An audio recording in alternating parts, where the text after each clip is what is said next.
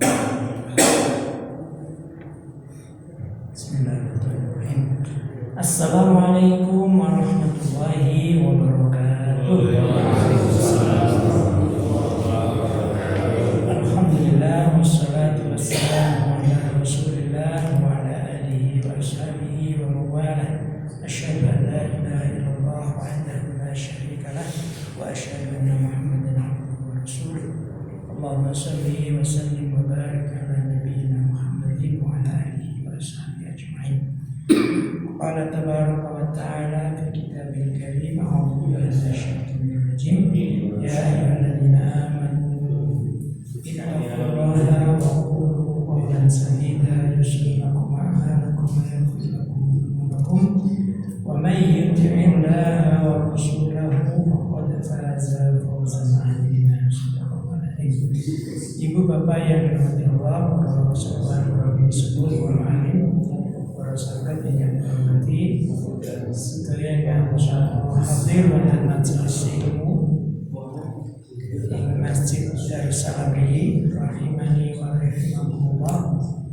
Mugi Gusti Allah tansah paring kita ulah sasaipun rahmatipun dunia akhirat, sehat sakitnya, siang malamnya, muda tuanya, semuanya bersamai dengan kasih sayang Allah. Mudah-mudahan amin. Salawat dan salam tidak henti kita juga haturkan kepada beliau Rasulullah Muhammad SAW dan keluarganya, sahabatnya, dan siapa saja yang senantiasa menghidupkan sunnah-sunnahnya, dan termasuk kita semua. Jamaah yang dirahmati Allah, masih akan terus membaca hadis-hadis Rasulullah yang terdapat dalam kitab Bulughul Maram di bab akhir, yaitu kitab Jami' yang banyak membicarakan atau mengetengahkan tentang etika atau akhlak. Kali ini akan kita baca hadis yang ke-1350. Kelihatannya hadis ini sudah dibahas pada permulaannya, tapi tidak apa, kita baca lagi aja. Bismillahirrahmanirrahim. Anhu anin Nabi sallallahu alaihi wasallam.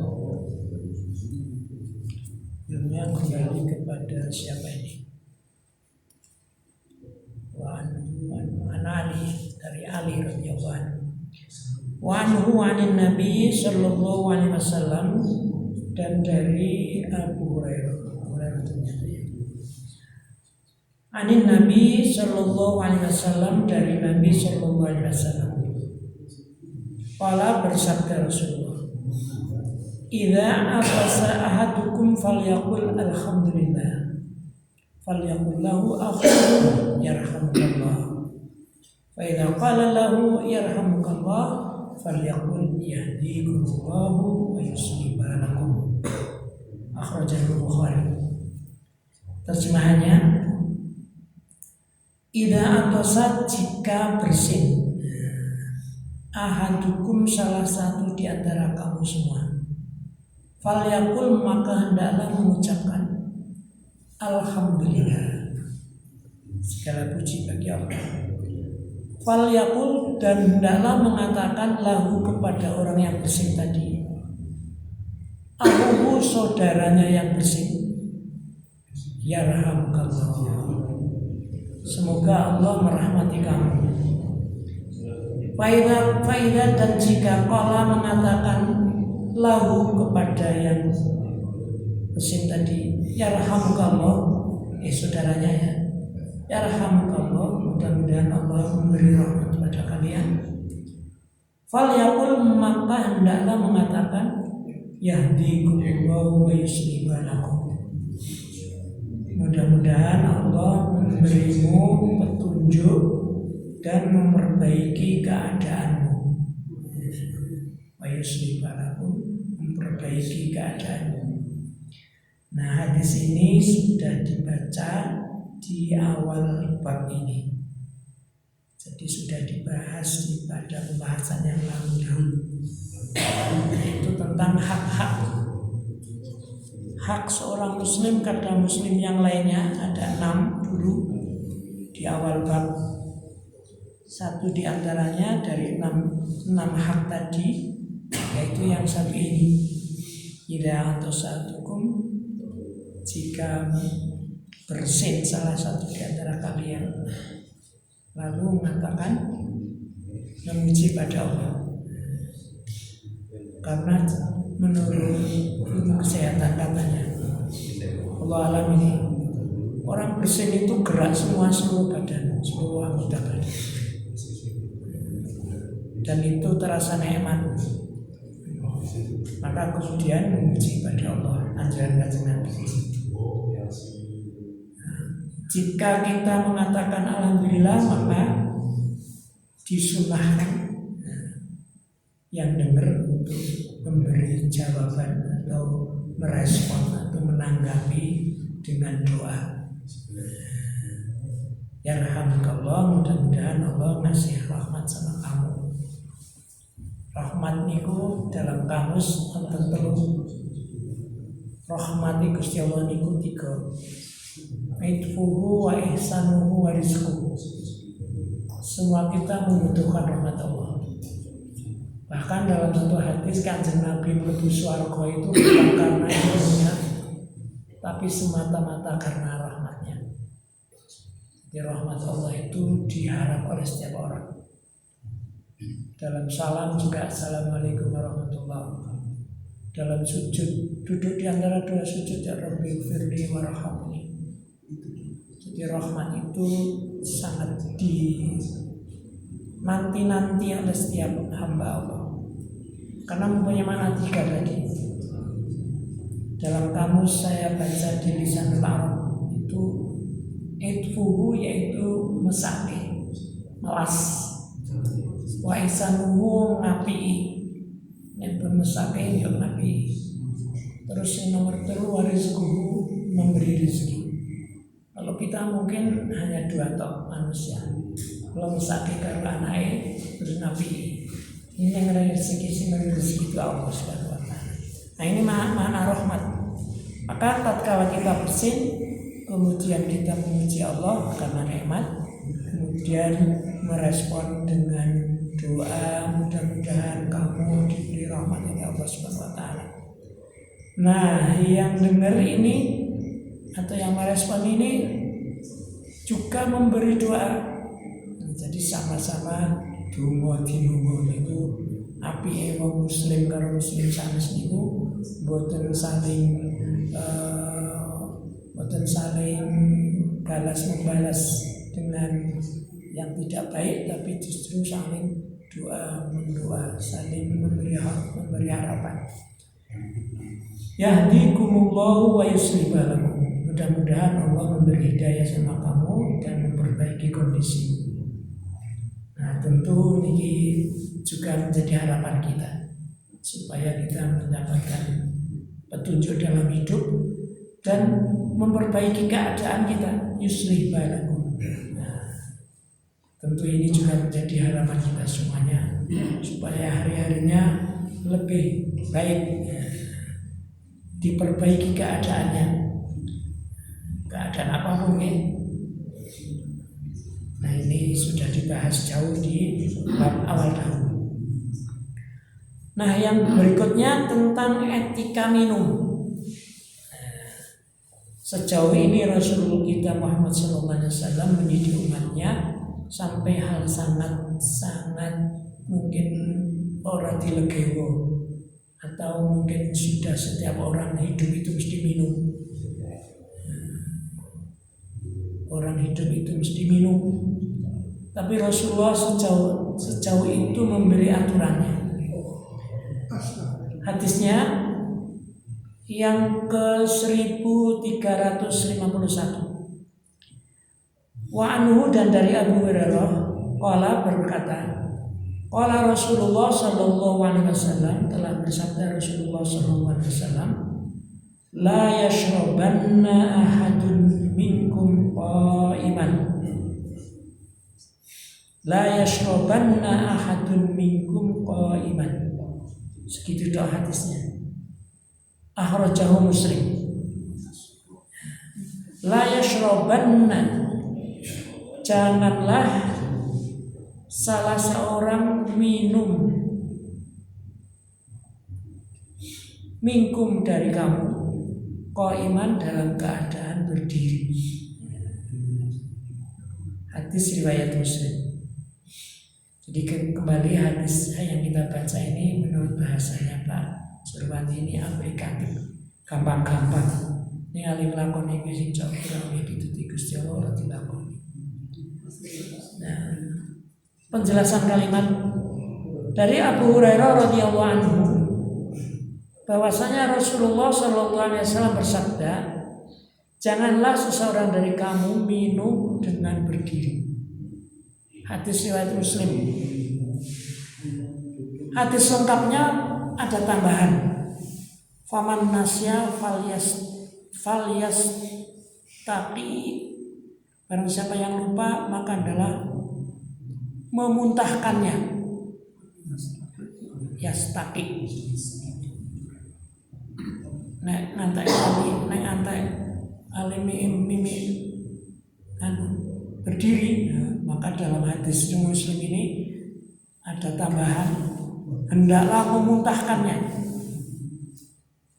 Gimana ini penjelasannya? Nah, di sini di dalam kitab pensyarah Riyadhus Shalihin ada pembahasan tentang tambahan atau kelengkapan hadis riwayat Muslim. Yastaqi berasal dari kata al-qai,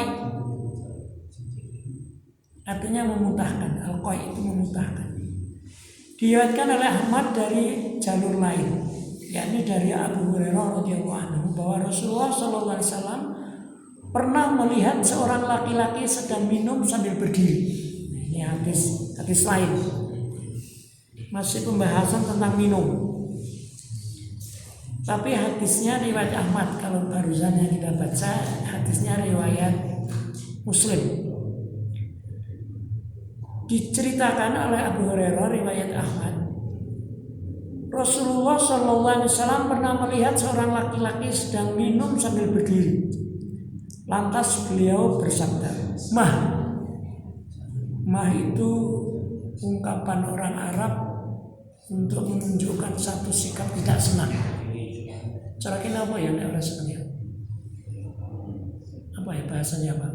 Ya orang Arab itu mah. Jadi ungkapan tidak setuju. Kok ngono gini ya, mungkin gini ya, terus ya. Kok begitu kamu ya? Bagaimana ya? Ini orang Arab cukup dengan mah. Laki-laki itu bertanya, mengapa? Jadi kalau sini ya, kok ngono? Kok kayak ngono gitu ya? Tapi orang Arab hanya mengatakan mah, ungkapan menunjukkan sikap tidak senang. Lalu orang ini memaksudi mengapa? Beliau berkata kepada laki-laki itu, apakah kamu suka kalau kamu minum dengan kucing? Karena Nabi aling ketika ada orang minum berdiri, lalu Rasulullah mah, kok ngono? Ya, ngapa sih? Kenapa? Rasulullah malah jawab, apakah kamu suka kalau kamu minum dengan kucing? Kucing kan minumnya berdiri. Laki-laki menjawab tidak. Lantas beliau kembali bersabda, sungguh telah minum bersamamu makhluk yang lebih buruk dari kucing, yaitu setan. Jadi pada sanad hadis ini ada seorang rawi yang tidak diketahui identitasnya, tetapi disikohkan oleh Ibnu Ma'in. Nah, dua hadis ini memberi penjelasan pada kita tentang bagaimana sopan santun seorang muslim tatkala minum. Dalam hadis tadi yang kita baca itu menggunakan tekanan taukid, yaitu kata-kata yashrobanna. Aslinya minum itu Bahasa Arabnya yashrobu. Tapi kata yashrobu yaitu bentuk ini sedikit mengenai ilmu bahasa. Itu bentuk present, bentuk sekarang atau yang akan datang. Jika diberi nun, apalagi disyiddah, itu menunjukkan tekanan, taukid, yaitu kepastian. Maka kalau diterjemahkan sebagaimana adanya, janganlah sekali-kali minum salah seorang dari kamu dalam keadaan berdiri. Maka kalau melihat teks hadis begitu, menunjukkan haramnya minum sambil berdiri, karena Rasulullah menekankan. Sebab menurut ilmu usul fikih, pada dasarnya setiap larangan itu menunjukkan haram, suatu hal yang haram. Demikian pendapat Ibnu Hazm rahimahullah. Tetapi jumhur berpendapat sebaiknya duduk, dan ulama lainnya berpendapat bahwa minum sambil berdiri tidak sampai pada batas haram, cuma makruh. Mengapa kok kemudian muncul Kanjeng Nabi sudah menekankan, kok ulama menghukumkan makruh? Ternyata ada hadis lain,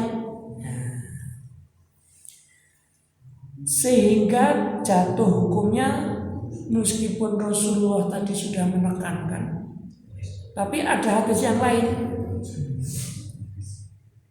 yaitu riwayat Muslim dari Ibnu Abbas radhiyallahu anhu yang berkata, ini, aku pernah memberi Rasulullah Shallallahu Alaihi Wasallam air Zam-Zam, lantas beliau minum sambil berdiri.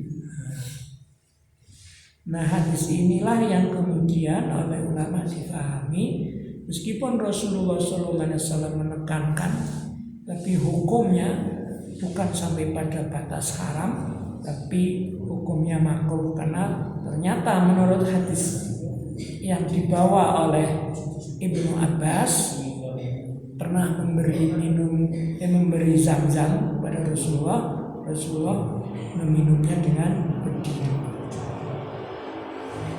Juga ditekankan oleh hadis yang lain. Diriwayatkan oleh Al-Bukhari bahwasanya Ali bin Abi Thalib radhiyallahu anhu minum sambil berdiri. Ali bin Abi Thalib pernah minum berdiri. Dan ia berkata, aku pernah melihat Rasulullah SAW berbuat seperti perbuatan yang telah kalian lihat dariku.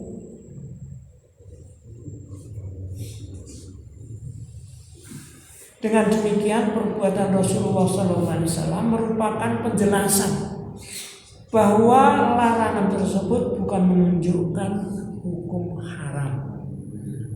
Maka kemudian jumhur memberi ketetapan hukum tentang minum berdiri, hukumnya makruh. Nah, jadi sebaiknya ditinggalkan, meskipun itu secara tekstual. Hukum kan ada 5, ya kan?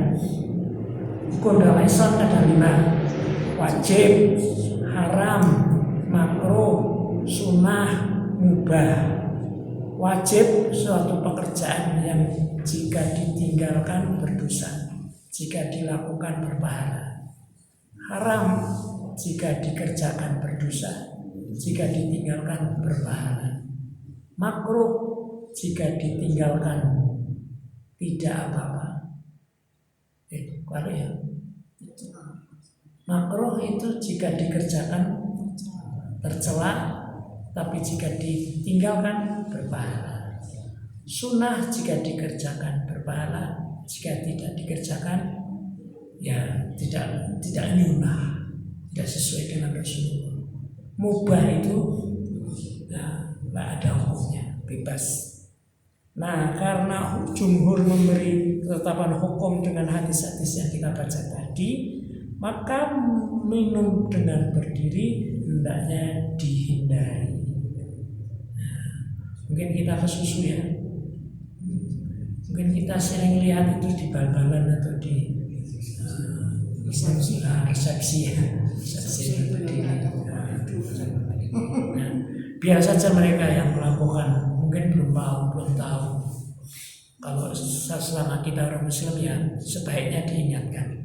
Seperti Rasulullah SAW pernah mengingatkan, kita tiru kanjeng Nabi. Dalam hadis tadi ya, pernah Rasulullah melihat seorang laki-laki minum sambil berdiri, lalu Rasulullah nggak suka. Mah, orang itu langsung bilang, mengapa? Mau kamu minum bareng-bareng kucing? Kucing karena minumnya dengan berdiri. Ada yang lebih buruk lagi, yaitu setan. Tidak pakai bismillah berdiri lagi. Setan ya. Nah, yang menjadi masalah ini ya, ujung dari hadis Muslim tadi, yaitu riwayat Muslim, "Faman nasya falyastaqi." Siapa yang lupa minum saking kesusun ngelak karo ngadep mawon, maka hendaklah memuntahkan. Gimana ini? Nah, ini ada pembahasan di sini. Para ulama sepakat bagi yang minum sambil berdiri tidak perlu memuntahkan air yang ia minum. Sepertinya mereka berpendapat memuntahkan itu tersebut hukumnya sunnah. Jadi tidak perlu ya. Kalau terlupa saking ngelae, habis kerja saking ngelae, lupa, nggak perlu dimuntahkan. Tapi insya Allah setelah kita membaca di sini dan belajar bersama-sama, kita sudah ada perhatian, insya Allah. Karena ini bagian dari sunnah yang diajarkan oleh Nabi-Nya. Apalagi Muhammadiyah harus lebih nyunah, karena Muhammadiyah kan ahli sunnah ya, jenenge Muhammadiyah, untuk ahli sunnah, ngungkuli wong liya. Kalau dilihat dari namanya, Ahmad Dahlan memberi nama Muhammadiyah itu kepingin pelek kayak dini Kanjeng Nabi Muhammad SAW, termasuk cara minumnya. Minumnya juga insya Allah kita ada perhatian untuk nyontoh terusan Rasulullah, memper kalau kita nanti di akhirat menganangan syafaatnya. Buat menganangan syafaat itu ning contohnya nggak ditiru. Mungkin memben Kanjeng Nabi loh, dia nganangan syafaat tapi aku nyontohin, kamu nggak mau nurut ya? Kamu nggak nurut ya? Mungkin gitu ya. Cukup tentang bab minum. Tinggal kita mohon sama Allah supaya Allah memberi taufik sama kita. Kita mampu atas petunjuknya dan taufiknya melaksanakan apa yang telah dicontohkan dan telah disabdakan oleh beliau sebagai uswah hasanah umat manusia, khususnya umat Islam. Lebih-lebih khusus bagi warga Muhammadiyah. Mudah-mudahan Allah memberi rahmat pada kita semuanya. Amin. Selebihnya terkait dengan pakai sandal. Masya Allah, pakai sandal ini diatur kan Nabi coba. Kita itu nggak melegewo ya, nggak sandal sagel ini. Ternyata nganggo sandal ini untuk ganjaran coba. Nganggo sandal ini untuk ganjaran nih. Oleh pahala, media pahala itu banyak banget ya. Ngertine pahala ini kudu sing nganggo perjuangan abot-abot. Ala wong minum ya oleh pahala. Bismillah karo jago, oleh ganjaran. Nganggo sandal ki abot piro? Iki hadis iki. Wa anhu saking Abu Hurairah. Kala ngendika Abu Hurairah. Oleh Rasulullah sallallahu alaihi wasallam, wis paring dawuh pengendikan sapa Rasulullah sallallahu alaihi wasallam, idza intala, dari kata-kata na'lun artinya sandal, ana tambahan tak Maka alifnya tidak dibaca. Alif maca idzan ta'ala. Idzan ta'ala ahadukum falyabda bil yamini. Wa idza naza'a falyabda bisyimali. Wal takun al-yumna awwaluhuma tun'alu wa akhiruhuma tunza'u. Muttafaqun alaih. Hadisnya sahih riwayat Bukhari dan Muslim.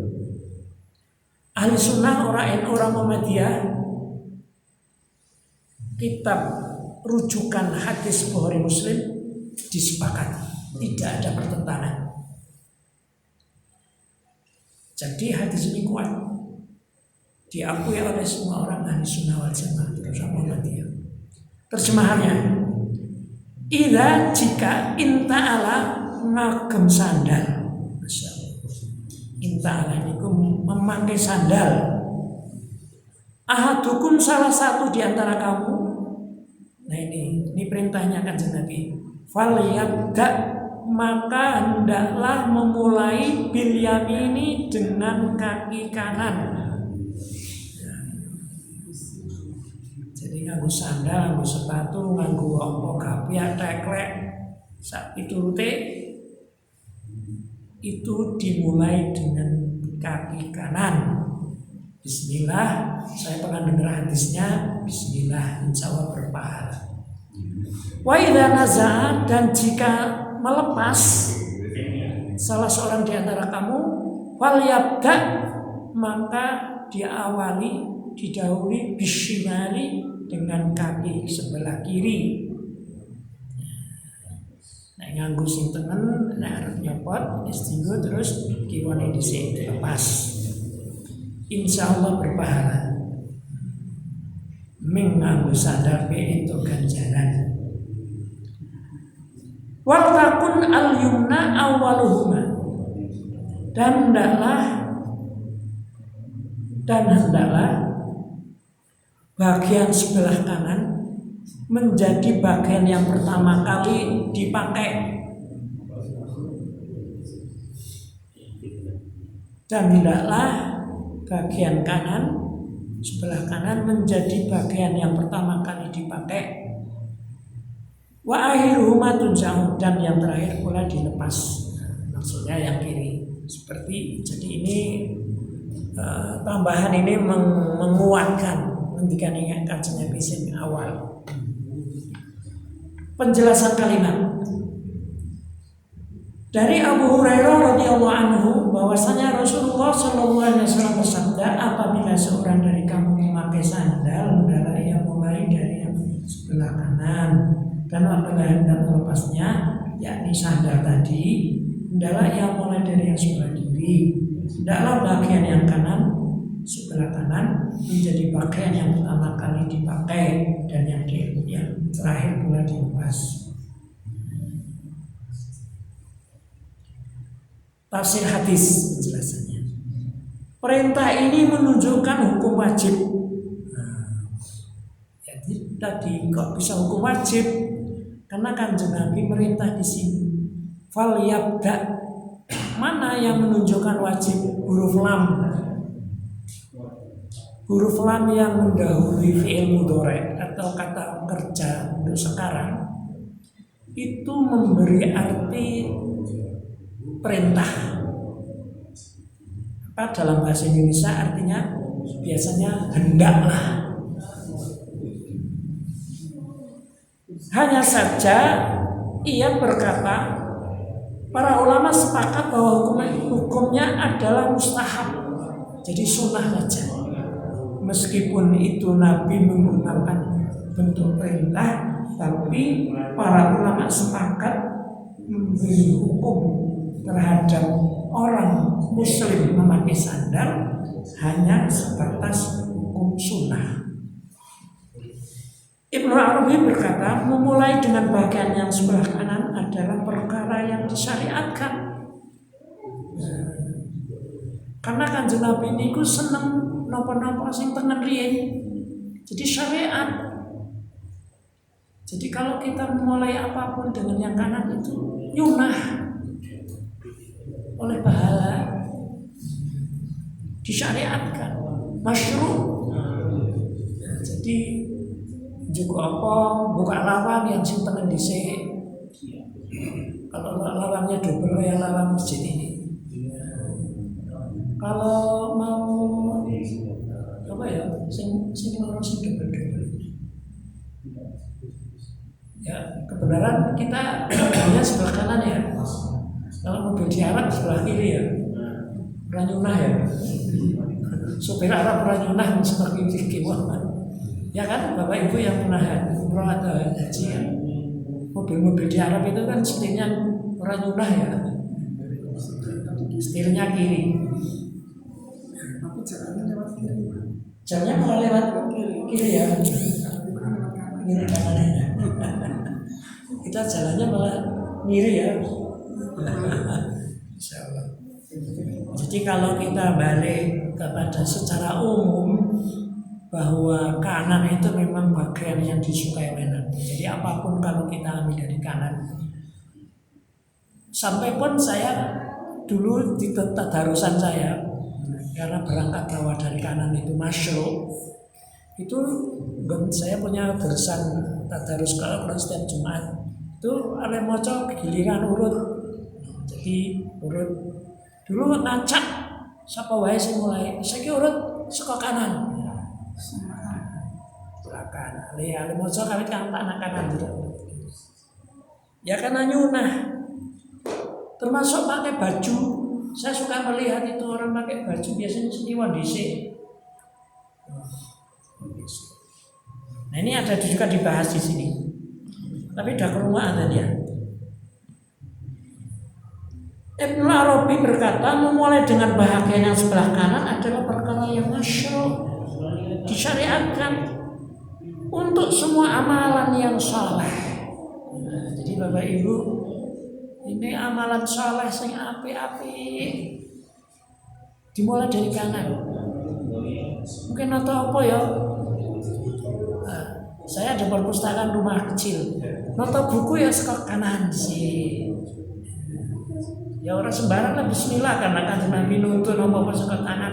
Meskipun nota buku ya sekok kanan sih. Mungkin saya orang tani arep ngepai lombok sekok tengen dhisik. Sekok tengen dhisik, Dok. Sekok dhisik. Bu, sekok tengen Bu karo gawene. Macul sekot tengen dhisik. Nandur pari sekot tengen dhisik. Insyaallah berkah, akeh berkah. Lalu oleh ganjaran kok mengapa tidak? Karena enteng enggak modal ya. Disebutkan di sini mulai tak baleni meneh biar kita terbiasa melakukan sunnah.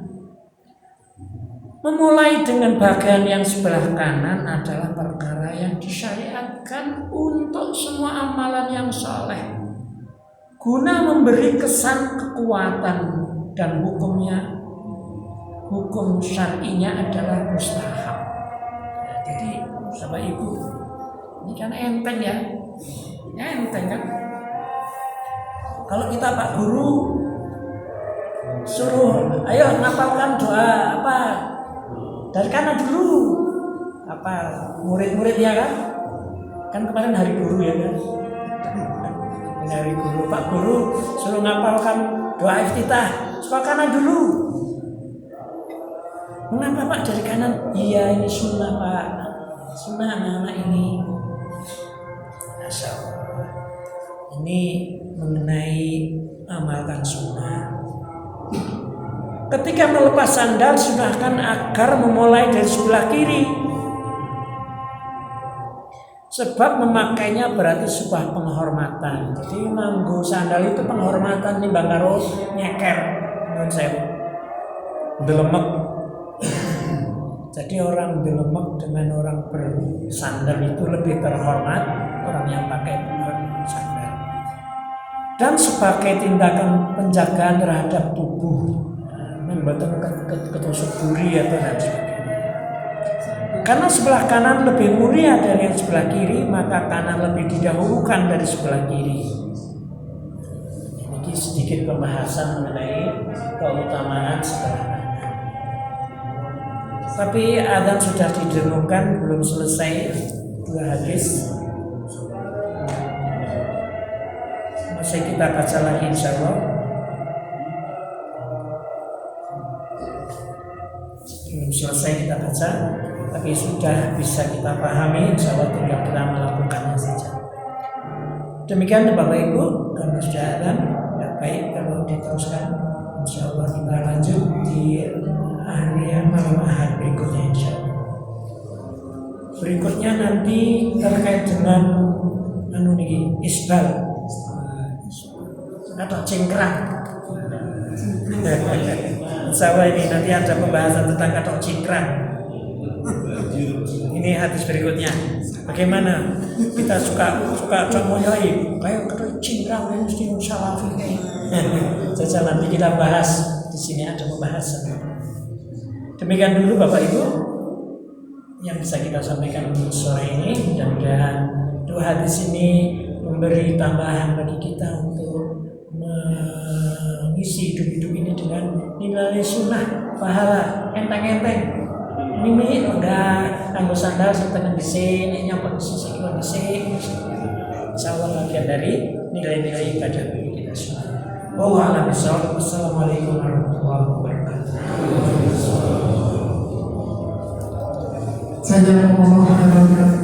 Kami aturkan atas kajian pada malam hari ini. Benar-benar sebenarnya kajian materinya aplikatif sekali, tinggal dilakoni dan sangat ringan. Masalah bagaimana kita minum dan persoalan bagaimana kita memakai serta melepas sandal. Kita terapkan bersama, mudah-mudahan kita bisa mengamalkan, karena kan ilmu yang tidak diamalkan katanya bagikan pohon yang tidak ada.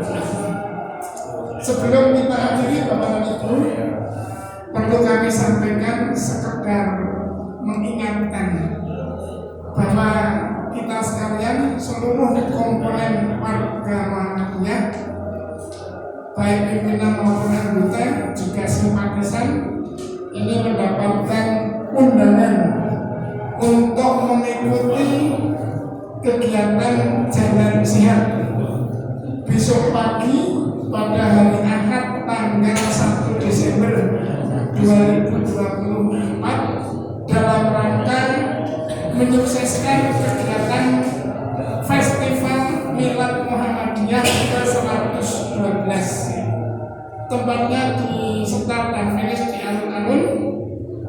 Untuk kita dari cabang Garung bersepakat berangkatnya sendiri-sendiri, ya, karena kalau harus kumpul dulu mungkin malah menjadikan kendala, enten-entenan untuk malah akhirnya jadi telat.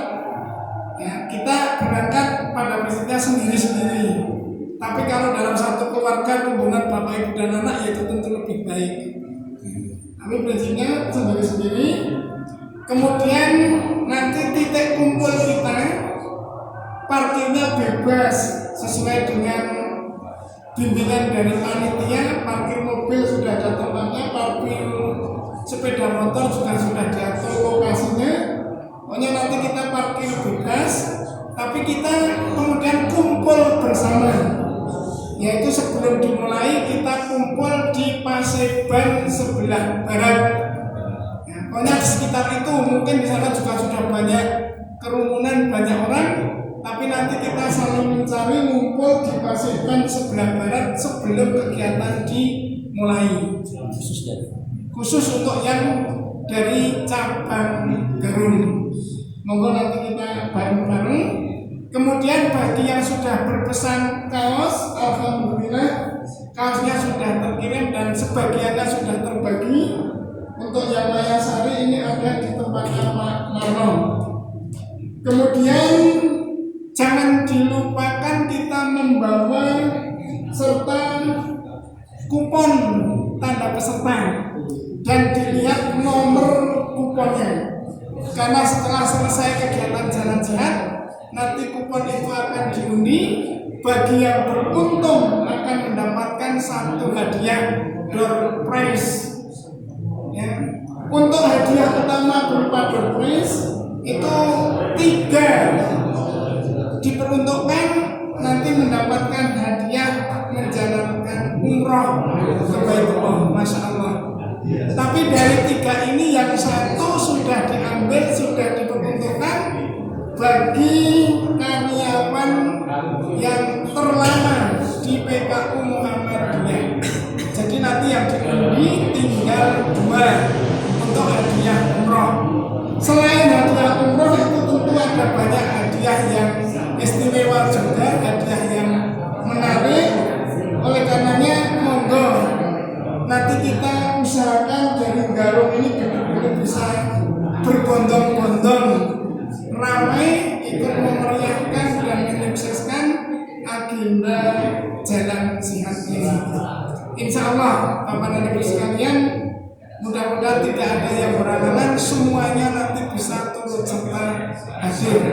Bagi yang belum pesan kaos tidak masalah. Yang penting yang aduan yang sopan menyesuaikan diri.